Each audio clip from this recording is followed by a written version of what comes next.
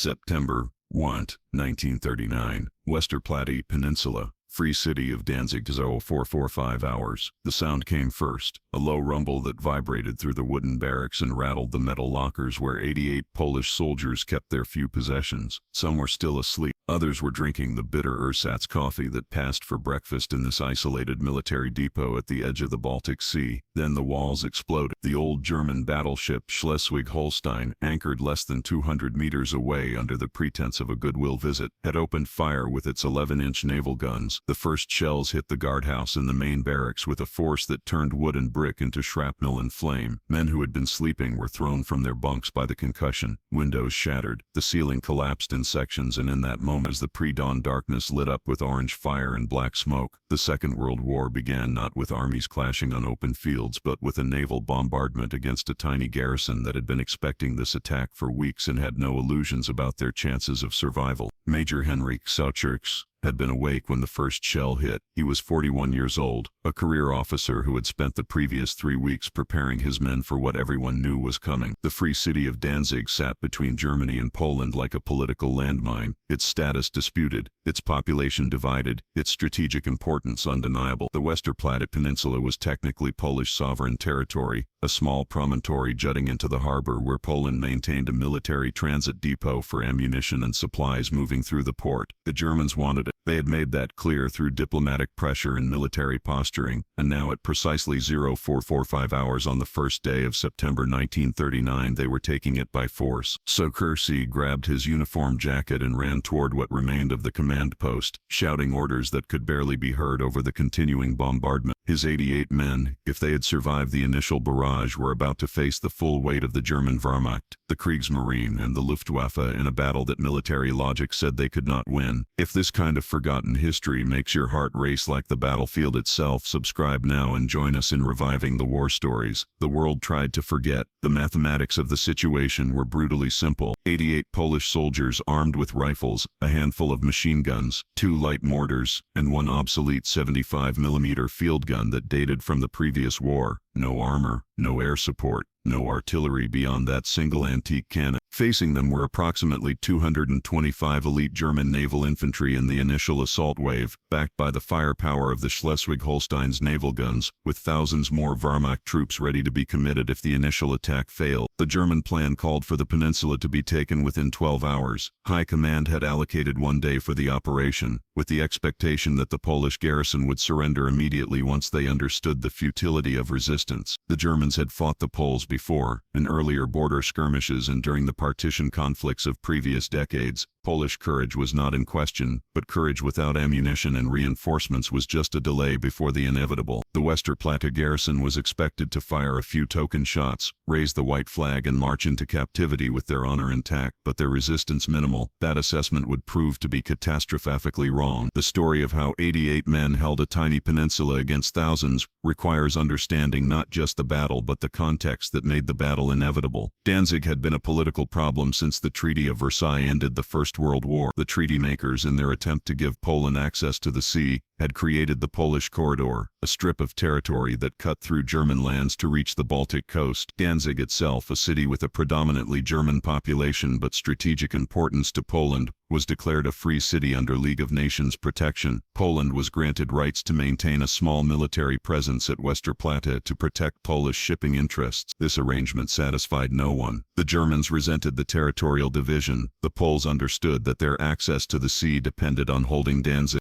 and the population of Danzig, largely German in ethnicity and increasingly Nazi in sympathy by the late 1930s, wanted reunification with Germanity. The peninsula had become a symbol, a piece of contested ground where Polish sovereignty faced German irredentism, and everyone understood that when war came, Westerplatte would be one of the first places where blood would be shed. The Polish government had reinforced the Westerplatte garrison in the months leading up to September 1939, though reinforced is perhaps too strong a word for what actually happened. The Treaty of Versailles limited Poland to maintaining no more than 88 soldiers at the depot. Poland obeyed the letter of that restriction while doing everything possible to strengthen the position. The wooden barracks were reinforced with concrete and earth. A series of small bunkers and pillboxes were constructed, camouflaged to look like maintenance sheds and storage buildings. Trenches were dug and reinforced. The single 75mm gun was positioned to cover the landward approach. Machine gun positions were established at key points around the perimeter. None of this was sufficient to stop a determined German assault, but it might buy time, and time was the only commodity the garrison had to trade for their lives. Major Sucharski understood his mission with perfect clarity. He was not expected to win. No one, not even the most optimistic officer in Warsaw, believed that 88 men could hold Westerplatte indefinitely against the might of the German military. The mission was symbolic and practical in equal measure. Symbolically, resistance at Westerplatte would demonstrate that Poland would not surrender without a fight, that even when faced with overwhelming force, Polish soldiers would stand their ground. Practically, every hour that the Westerplatte garrison held was an hour that German forces were tied down and unable to advance inland toward Polish defensive position. If the garrison could hold for even a few days, it might disrupt German timetables, force them to commit additional resources, and create opportunities for Polish forces elsewhere. Suchki had explained this to his men in the weeks before the war began. They were not expected to survive. They were expected to fight, to impose costs on the enemy, and to buy time with their lives. Every man in the garrison had volunteered to stay when offered the chance to evacuate. They understood what was being asked of them, and they had accepted it. The initial German assault came 8 minutes after the first naval bombardment. Approximately 90 German naval infantry, elite troops trained for amphibious operations, landed on the peninsula and advanced toward the Polish positions under covering fire from the Schleswig-Holstein. The German commander expected token resistance followed by surrender. What he got was a wall of rifle and machine gun fire from positions he had not known existed. The Poles had camouflaged their defensive positions so well that the Germans advanced into what they thought was a lightly defended depot and found themselves in a kill zone with interlocking fields of fire. The German assault stalled within minutes. Men were hit and went down. The advance faltered, and then, to the shock of the German troops who had been told this would be a simple occupation mission, the Poles counterattacked. Not a full assault, but small groups of Polish soldiers moving forward under cover, firing and maneuvering, forcing the Germans back toward their landing point. The attack was repulsed. Casualty figures from German after-action reports indicate that the initial assault wave lost approximately 30% of its strength in the first hour of fighting, far higher than anyone had anticipated for what was supposed to be a perfunctory operation. The German command reacted to the failed assault with a mixture of anger and adjustment. If the Poles wanted to fight, they would be accommodated with overwhelming force. Over the next 6 hours, German artillery pounded the peninsula while Luftwaffe dive bombers attacked what remained of the Polish positions. Stuka dive bombers, the shrieking terror weapons that would become synonymous with German blitzkrieg tactics, dropped their payloads on bunkers and buildings that were already damaged from the naval bombardment. The psychological effect was meant to be as devastating as the physical destruction. The sound of the Stukas alone, their sirens screaming as they dove, was designed to break the will of defenders. Polish soldiers who survived the bombing described the experience as surreal and terrifying. The ground shaking with each impact, the air filled with dust and smoke that made breathing difficult, the certainty that the next bomb might be the one that found your position and turned it into your grave. Yet when the bombing stopped and the Germans sent in infantry again, the Poles were still fighting. Bunkers that looked destroyed from the air were still manned. Machine guns that should have been silenced by the bombardment opened fire as German troops advanced. The second assault was repelled with casualties similar to the first. By the evening of September 1, the first day of the Second World War, the German High Command was confronting an uncomfortable reality. The Westerplatte garrison had not collapsed.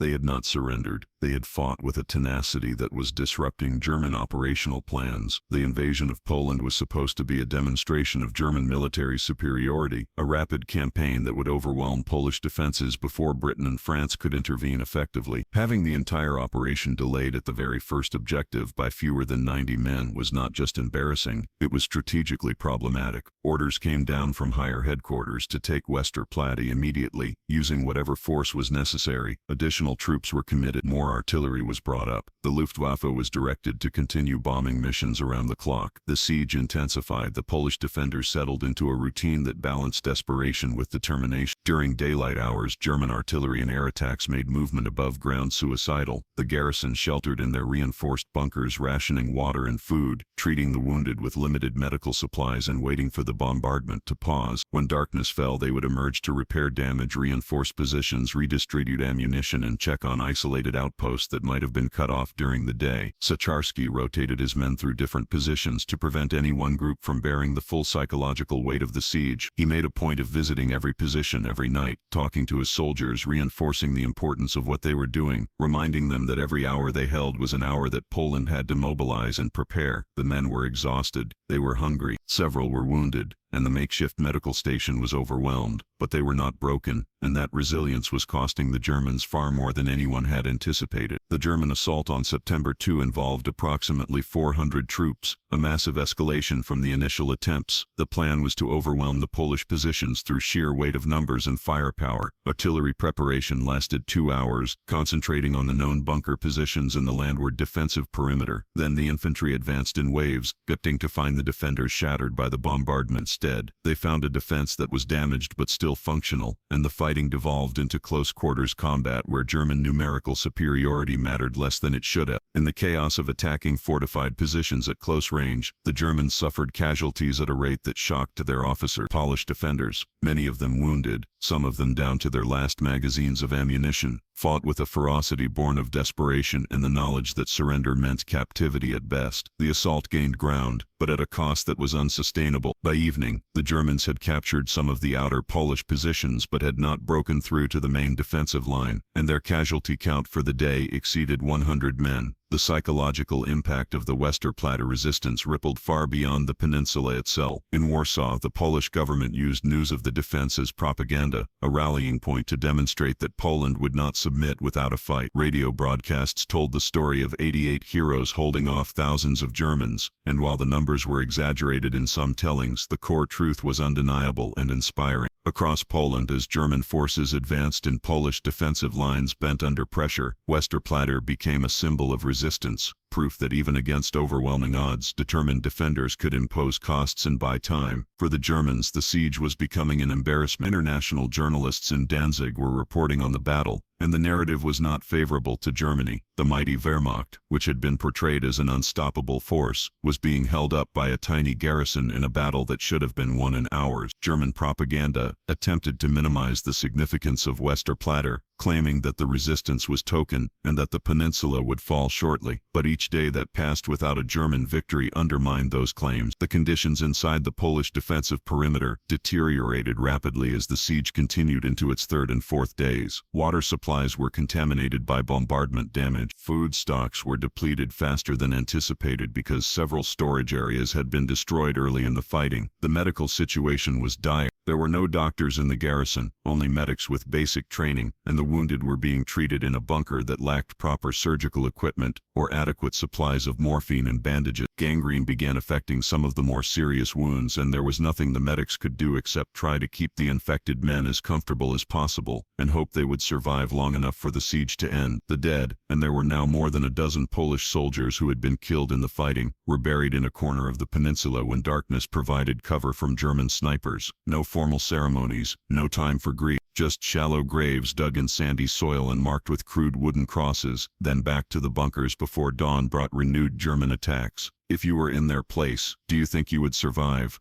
Comment. I would try. The German command, frustrated by the failure of infantry assaults to break the Polish defense, attempted a new tactic on September 4. Fire trains, railcars loaded with fuel oil and set ablaze, were pushed toward the Polish positions in an attempt to burn the defenders out. The trains, guided by gravity down the tracks that ran onto the peninsula, were supposed to spread fire across the defensive perimeter and force the Poles to abandon their positions. The theory was sound. The execution was less successful. Polish engineers had anticipated this tactic and had prepared obstacles on the rail line that derailed the fire trains before they reached the main defensive positions. The burning wreckage created smoke and confusion but did not achieve the intended effect of rendering the defenses untenable. German troops following behind the fire trains, expecting to find the Poles fleeing, instead encountered the same determined resistance that had characterized every previous assault. Casualties mounted. The attack was called off after several hours with minimal territorial gain and significant losses. By September 5, the battle for Westerplatte had been raging for 5 days, far longer than any German planner had anticipated. The Wehrmacht was advancing across Poland in accordance with operational plans, but the continued resistance at Westerplatte was tying down troops and resources that were needed elsewhere. Worse, the propaganda value of the siege had shifted decisively against Germany. What was supposed to be a demonstration of overwhelming German military superiority had become a story of Polish heroism and German frustration. High Command issued orders to end the siege immediately, authorizing the use of any means necessary. The bombardment intensified to levels that survivors would describe as apocalyptic. The Schleswig-Holstein fired its main guns until the barrels were overheating. Heavy artillery brought up from German positions around Danzig added to the barrage. Luftwaffe bombers flew sortie after sortie, dropping bombs with minimal regard for accuracy because the target area was so small that even near misses were causing damage. The peninsula burned. The vegetation, already shredded by days of bombardment, caught fire and created a landscape of smoke and traffic. The bunkers, built to withstand artillery fire, were holding structurally, but the men inside were being subjected to concussive force that caused internal injuries even when the bunkers themselves did not collapse. Eardrums ruptured, nosebleeds became constant. Men developed symptoms similar to shell shock, trembling and unable to speak coherently, though they continued to man their positions when called upon. Major Suchersky faced a decision that no commander wants to make. His garrison had held for 5 days. They had inflicted casualties on the Germans that far exceeded anything the German command had anticipated. 15 to 20 Polish soldiers had been killed, but German losses were estimated at over 200 dead and many more wounded. By any measure, the garrison had exceeded expectations and fulfilled its mission of delaying the German advance and demonstrating Polish determination to resist. But continuing the fight at this point meant the certain death of every remaining defender. The defenses were collapsing under the sustained bombardment. Ammunition was nearly exhausted. The wounded could not be treated effectively. Food and water were gone. Medical supplies were depleted. And perhaps most critically, the German advance into Poland meant that there was no possibility of relief or reinforcement. The garrison was completely isolated, and no help was coming. Sucharski gathered his officers and put the question to them direct. They could fight to the last man, which would take perhaps another day or two at most, or they could surrender with honor, acknowledging that they had done everything humanly possible, and that further resistance would be death without purpose. The officers voted. The decision was unanimous. They would negotiate a surrender. The white flag went up over Westerplatte on the morning of September 7, 1939. 7 days after the first German assault, the Germans, who had expected the peninsula to fall in hours, approached the Polish positions cautiously, half expecting a trap. What they found instead were the survivors of a garrison that had fought one of the most one-sided defensive battles of the early war. Fewer than 70 Polish soldiers were still able to stand. They were filthy, wounded, exhausted, and defiant. When the German officers arrived to accept the surrender, they found Major Sucharski standing in what remained of his command post, uniform torn and dirty but his bearing still that of a professional soldier. The German commander, in a gesture that would be noted in accounts from both sides, allowed Sucharski to keep his sword, a traditional military courtesy extended to commanders who had fought honorably. German soldiers, many of whom had participated in the assaults and understood exactly how costly the siege had been, reportedly stood at attention and saluted as the Polish garrison marched out of their positions. This was not a conquered rabble being herded into captivity. This was a military unit that had fought beyond all reasonable expectation and had earned the respect of their enemies through their conduct in battle. The casualty figures from Westerplatte tell a story that military historians still study as a case example of defensive combat effectiveness. The Polish garrison lost between 15 and 20 men killed, with roughly half the garrison wounded to varying degrees. German losses are more difficult to establish precisely because German after-action reports often understated casualties for propaganda purposes, but credible estimates based on unit records and post-war analysis suggest between 200 and 400 German casualties, with at least 200 confirmed dead. This casualty ratio, achieved by a force that was outnumbered by at least 20 to 1 and had no heavy weapons or air support, is remarkable by by any standard. The Germans had committed elite troops, naval gunfire support, sustained artillery bombardment, and repeated air attacks, and it had taken them 7 days to overrun a position they expected to capture in hours. The tactical lessons were obvious. Prepared defensive positions, even when lightly held, could impose enormous costs on attacking forces if the defenders were willing to fight. Courage and determination, while they could not change the ultimate outcome when the force disparity was this extreme, could still matter in ways that affected operational timelines and casualty counts. The strategic impact of the Westerplatte defense was more subtle but equally significant. The battle demonstrated to the world that Poland would resist German aggression, which had implications for how Britain and France approached their obligations under treaties with Poland. While neither country was in a position to provide immediate military assistance, the knowledge that Poland was fighting rather than collapsing affected diplomatic calculations in the early days of the war. The battle also consumed German resources and attention at a critical moment. The troops tied down at Westerplatte, the artillery ammunition expended, the Luftwaffe sorties diverted from other targets, all represented costs that the German war machine could afford, but which contributed to the overall friction and delay that accumulated across the Polish campaign. And perhaps most importantly, from a Polish perspective, Westerplatte provided a rallying point and a symbol of resistance that would resonate throughout the war and beyond.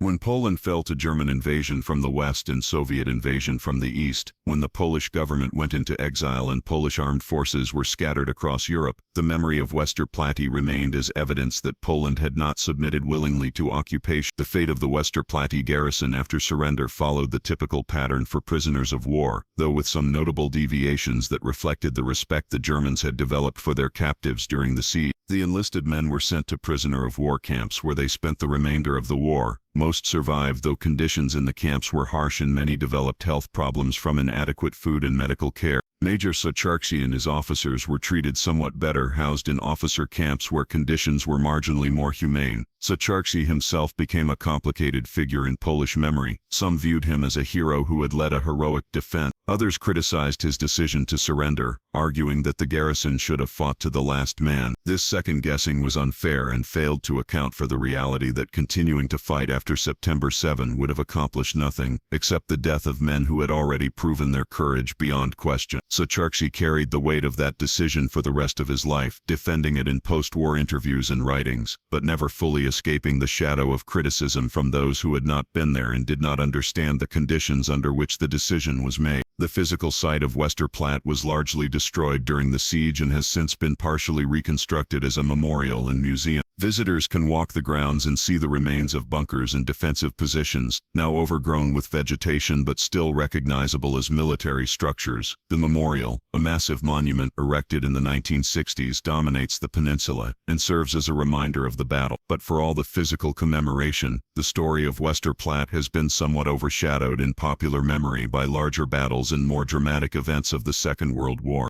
This is unfortunate because the battle represents something important about the nature of military resistance and the calculations that small units make when facing overwhelming force. The garrison knew they could not win. They fought anyway, not because they were suicidal or because they misunderstood their situation, but because the act of resistance itself had value that transcended the immediate tactical outcome. The German military learned lessons from Westerplatte that influenced their approach to subsequent operations. The assumption that Polish forces would collapse quickly under German pressure was revived. Future operations in Poland were planned with more realistic assessments of Polish defensive capabilities and greater allocation of resources to ensure that objectives were achieved on schedule. The experience also reinforced German understanding of the value of combined arms operations. Artillery, air power and infantry had all been necessary to reduce the Westerplatte defenses, and none of them alone had been sufficient. This combined arms approach became a hallmark of German operational doctrine and contributed to the successes they achieved in later campaigns. Ironically, the lessons learned by attacking Westerplatte made the German military more effective in subsequent battles, which means that in a perverse way, the Polish defense contributed to German tactical evolution even as it imposed immediate costs on German forces. For Poland, the memory of Westerplatte took on mythic qualities that both honored and complicated the historical reality. During the decades of communist rule in post-war Poland, the battle was commemorated but also politicized, used as a propaganda tool to emphasize themes of socialist resistance and collective heroism. This political appropriation sometimes obscured the actual events and the individuals involved, turning a complex military action into a simplified morality tale. After the fall of communism, historians worked to separate fact from myth and to restore a more nuanced understanding of what actually happened on the peninsula in September 9. This historical work revealed that while the broad outlines of the story were accurate, many specific details had been embellished or invented for propaganda purposes. The garrison had indeed held for 7 days against overwhelming odds, but some of the more dramatic incidents reported in early accounts were exaggerations or fabrications. This process of historical revision was necessary and valuable, but it also created tension with veterans and families who had embraced the mythic version of events and felt that the revisions diminished the sacrifices that had been made. The broader question that Westerplatte raises is about the value of symbolic resistance in warfare. From a purely military standpoint, the defense of the peninsula changed nothing strategically. Germany won the Polish campaign in a matter of weeks. The invasion proceeded according to plan with minor delays. Poland fell. The government went into exile. The country was occupied and divided between Germany and the Soviet Union. All the courage and sacrifice at Westerplatte did not prevent any of that from happening. But wars are not fought only on the tactical and strategic levels. They are also fought in the realm of morale, perception, and memory. The fact that Poland resisted, that even a tiny garrison facing impossible odds chose to fight rather than submit, mattered to how Poles understood themselves and how the world understood the nature of the conflict. When Britain and France declared war on Germany in response to the invasion of Poland, they did so partly because diplomatic obligations required it, but also partly because Poland's resistance made inaction morally untenable. A Poland that surrendered without fighting would have been easier for the Western powers to abandon. A Poland that fought even hopelessly demanded a response. The soldiers who defended Westerplatte were not professional military heroes in the Hollywood sense. They were ordinary men, conscripts, and career soldiers, young and middle-aged, with families and lives they hoped to return to. They had been given a mission that was essentially suicidal and had chosen to carry it out anyway. Not because they were eager for glory, but because they understood that their role in the larger conflict required them to stand and fight even when standing and fighting meant almost certain death or capture.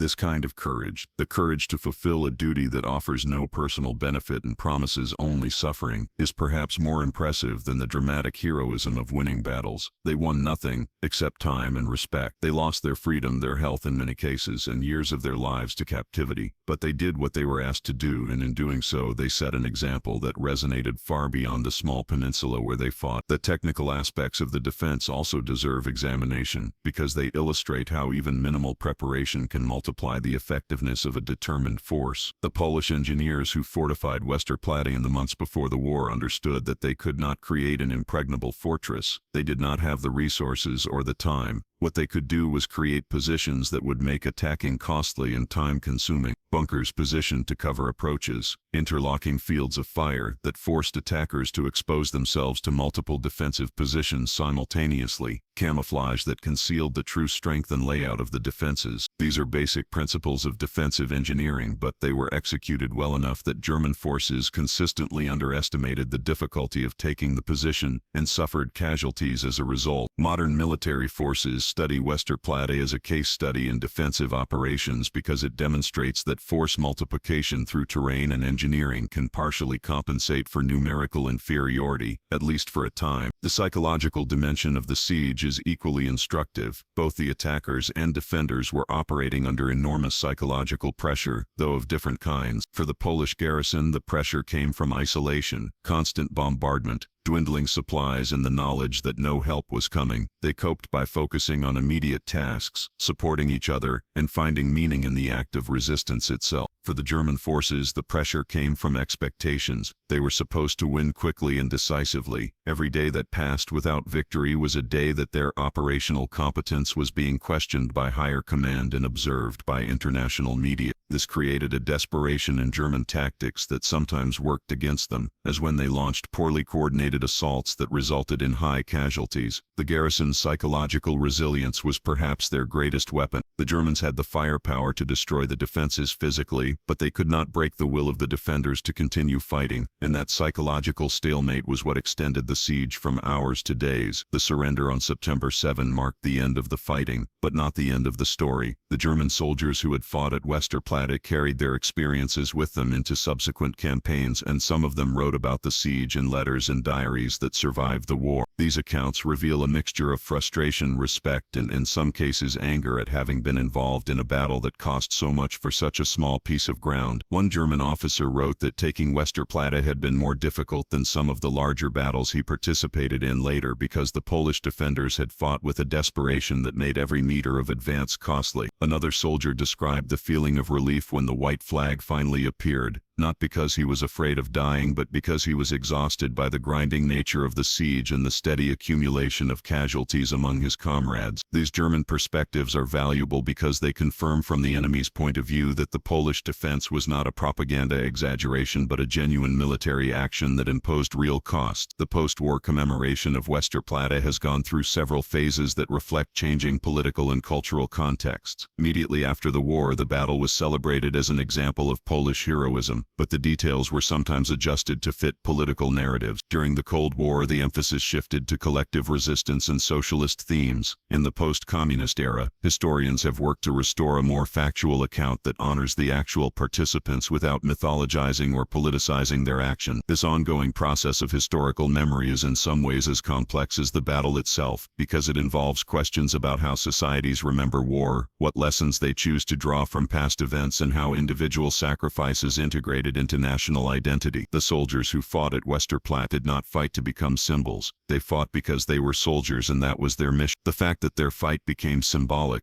that it took on meanings beyond the immediate tactical situation, is a function of how military actions are interpreted and remembered rather than anything inherent in the actions themselves. The legacy of Westerplatte extends into contemporary military thought in ways that are not always obvious. The concept of force multiplication through preparation, position, and determination is central to modern defensive doctrine. Small units defending prepared positions can impose costs on much larger attacking forces, and this remains true even with modern weapons and technology. The psychological aspects of the siege, particularly the importance of morale and leadership under extreme stress, are studied in military academies as examples of how units maintain cohesion when facing overwhelming odds. The decision calculus that Major Charsky faced when deciding whether to continue fighting or surrender is examined in ethics courses, because it illustrates the complexity of command decisions where there are no good options, only choices between different forms of law. These are not abstract lessons. They are practical considerations that military leaders face in conflicts around the world, and the historical example of Westerplatte provides a reference point for thinking through those decisions. The question of whether the Westerplatte defense was worth the cost is ultimately unanswerable because it depends on what you value and how you measure worth.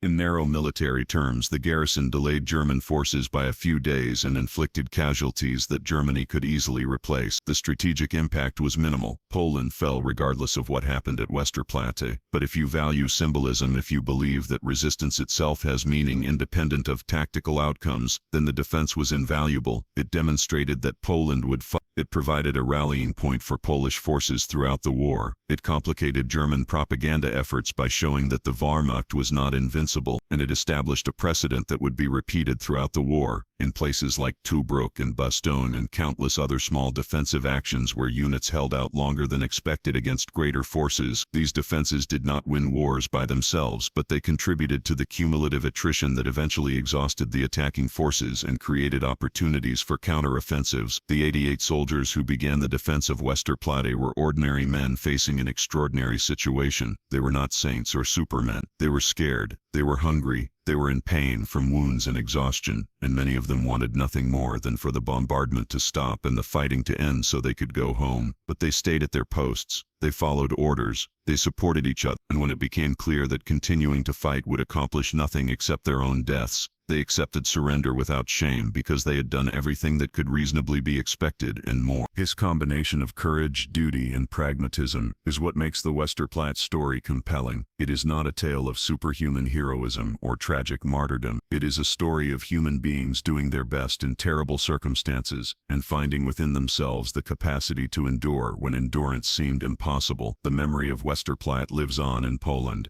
and in military history circles around the world, but it remains less well known than it deserves to be in broader popular consciousness. The battle lacks the scale of Stalingrad or the drama of D-Day.